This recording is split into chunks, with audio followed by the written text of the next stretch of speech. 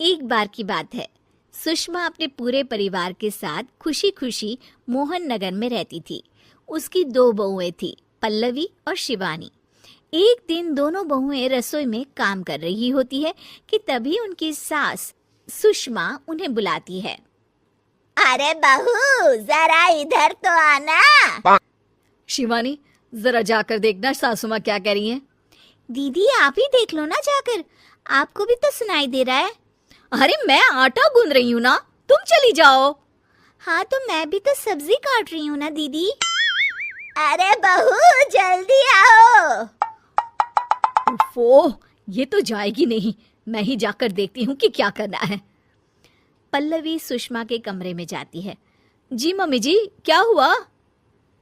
शाम को घर पर कुछ मेहमान आने वाले हैं, तो तुम अच्छा सा खाना बना लेना बहू। ठीक है मम्मी जी, आप बता दीजिए क्या क्या बनाना है और कितने लोग आ रहे हैं। सुनील की मौसी जी और उनका पूरा परिवार आ रहा है। कुल मिलाकर 3 लोग और हमें मिलाकर हुए 9 लोग। तो अभी से ही तैयारी करना शुरू कर दो। और हाँ, घर की सफाई भी कर देना, हाँ, अच्छे से। जी मम्मी जी, सब काम हो जाएगा, आप चिंता मत कीजिए। पल्लवी शिवानी को घर में मेहमान आने वाले हैं इसके बारे में बताती है। क्या 9 लोगों का खाना बनाना होगा, घर की सफाई करनी है? बाप रे, सासू माँ ने तो हमें घर की नौकरानी ही समझ कर रखा है। ऐसा नहीं बोलते शिवानी, हम इस घर की बहू हैं और घर के काम करना हमारा फर्ज है। दीदी तो है ही सासू माँ की चमची, जब देखो सासू माँ सासू माँ। मैं तो इतना सारा काम नहीं करने वाली। शिवानी कपड़े लेकर गमला साफ कर रही होती है और चक्कर आने का नाटक करने लगती है।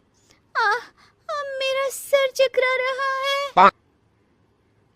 तभी वहां पल्लवी और सासू माँ जाते हैं। अरे बहू, क्या हो गया तुम्हें? मम्मी जी, बहुत तेज सर में दर्द हो रहा है। तुम एक काम करो शिवानी, आराम कर लो। नहीं नहीं दीदी, घर में मेहमान आने वाले हैं, मुझे आपकी मदद करनी चाहिए। अरे कोई बात नहीं शिवानी, तुम आराम कर लो, मैं सब काम कर लूंगी। ठीक है दीदी, अगर आप इतना कह रही हैं तो आराम कर लेती हूँ। शिवानी आराम से अपने कमरे में मैगजीन पढ़ रही होती है। इसे कहते हैं आराम की जिंदगी। इतना सारा काम। चलो, सारा काम खत्म हो गया, शिवानी को देखाती हूँ।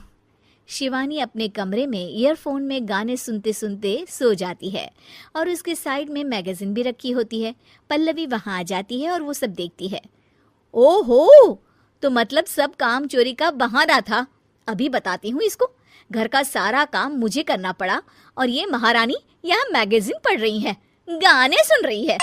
पल्लवी रसोई से एक प्लेट और चम्मच लेकर आती है और शिवानी को थाली बजाकर उठाने लगती है। शिवानी अचानक से उठती है। उठ गई महारानी, गाने भी सुन लिए, मैगजीन भी पढ़ ली। तुम तो बहुत बड़ी झूठी निकली शिवानी। तुमने सर दर्द का बहाना बनाया ताकि काम करने से बच सको। हाँ, बनाया बहाना, तो क्या करती, इतने सारे काम करती। मुझे कोई शौक नहीं है चापलूसी का। क्या चापलूसी? तुम्हें लगता है कि मैं सारे काम चापलूसी के लिए कर रही हूँ? और नहीं तो क्या। तभी वहां सासू माँ आ जाती हैं। अरे बहू, वो लोग बस आने ही वाले हैं, तुम तैयारियां कर लो। जी सासू माँ, तुझे तो मैं बाद में देखती हूँ। सब खाना खाने बैठते हैं और खाना शुरू करते हैं। तभी सुनील की मौसी बोलती है। वाह भाई वाह, खाना तो बहुत ही अच्छा बना है सुषमा जी। एक एक चीज में क्या स्वाद है। ये सुनकर शिवानी मुंह बना लेती है। उसे अपनी जेठानी की इतनी तारीफ रास नहीं आती। आपकी बहुएं तो बहुत ही अच्छा खाना बनाती हैं। हाँ, बनाती तो दोनों ही अच्छा है, पर आज ना ये सारा खाना बड़ी बहू ने बनाया है। छोटी बहू की तबीयत ठीक नहीं थी, सो इसलिए। मानना पड़ेगा सुषमा जी, आपकी बड़ी बहू तो बहुत ही गुणवान है। पल्लवी की तारीफ सुनकर शिवानी को जलन होती है। पल्लवी ये सुनकर खुश हो जाती है और शिवानी की तरफ देखकर उसे चिढ़ाती है।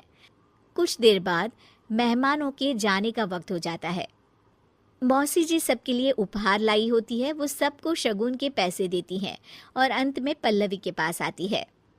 तुम्हारे लिए शगुन का लिफाफा तो है ही, पर बहू तुम्हें एक और उपहार भी मिलेगा इतना अच्छा खाना बनाने के लिए।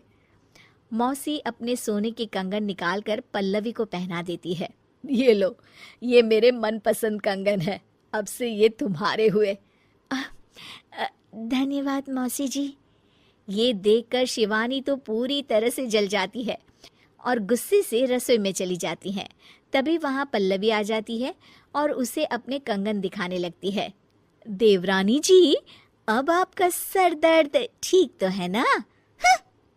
मुझे लगता है कि अब सर दर्द शुरू हो गया होगा आपका।